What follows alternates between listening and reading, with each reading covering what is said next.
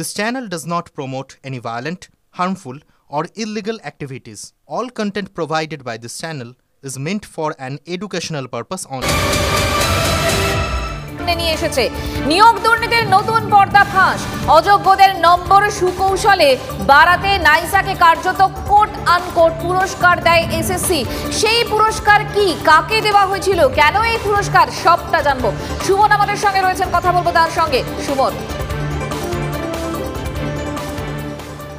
দেখো মঞ্জিরা, আমরা এই গতকাল ব্রেক করেছিলাম যে অযোগ্যদের তালিকা কাদের নম্বর বাড়াতে হবে তা এসএসসির তরফ থেকে নাইসাকে পাঠানো হয়েছিল।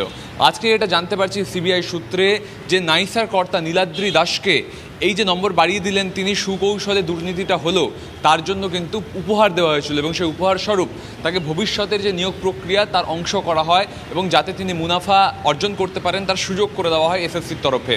খোদ শান্তিপ্রসাদ সিনহা, যিনি তখন এসএসসির হাই পাওয়ার কমিটির চেয়ারম্যান ছিলেন, তার মেল আইডি থেকে নীলাদ্রি দাসকে মেল করা হয়েছিল আপার প্রাইমারি ফিজিক্যাল ওয়ার্ক এডুকেশনের ক্যান্ডিডেটদের তালিকা, যে এদেরও নম্বর বাড়িয়ে দিতে হবে একই ফর্মেটে যেভাবে আপনি এর আগে এসএলএসটিটা করে দিয়েছিলেন। স্বাভাবিকভাবে সরকার যতই দায় এড়ানোর চেষ্টা করুক না কেন, এসএসসির যে কর্মকাণ্ড যা সিবিআই আস্তে আস্তে তদন্ত করে বার করছে এবং সিবিআইয়ের কাছে তদন্ত করার সময় এই যে মেলের কপিগুলো গিয়ে পৌঁছেছে তা কিন্তু সুমন, এই যে মেলের কপিগুলো, এই যে নাইসা নামটা, নীলাদ্রি দাস আরও একটা চরিত্র, এই বিষয়গুলো সামনে আসার পরে এই নিয়োগ দুর্নীতিতে এসএসসির যে ভূমিকা সেটা কোন জায়গায় এই মুহূর্তে যাচ্ছে, গোটা পরিস্থিতি আরও জটিল হচ্ছে।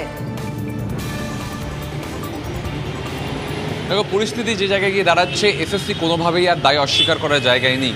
ভবিষ্যতে সুপ্রিম কোর্টে যখন শুনানি হবে তখন কিন্তু সিবিআইয়ের তরফ থেকে এই প্রমাণ্য নথিগুলো পেশ করা হবে, ফলে এসএসসি কোনোভাবেই দায় এড়াতে পারবে না। তার কারণে যে যোগ্য অযোগ্য যাই ঘটনা ঘটেছে সব কিছুর মূলে কিন্তু এসএসসি এবং এসএসসির কর্মকাণ্ড কিন্তু তার প্রমাণ তুলে দিচ্ছে।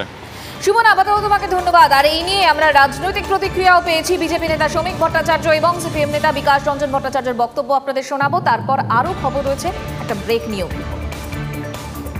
মুখ্যমন্ত্রী, শিক্ষামন্ত্রী স্পষ্ট নির্দেশে এসএসসি এটা করেছে, তাহলে এসএসসির পক্ষে এটা করা সম্ভব ছিল না।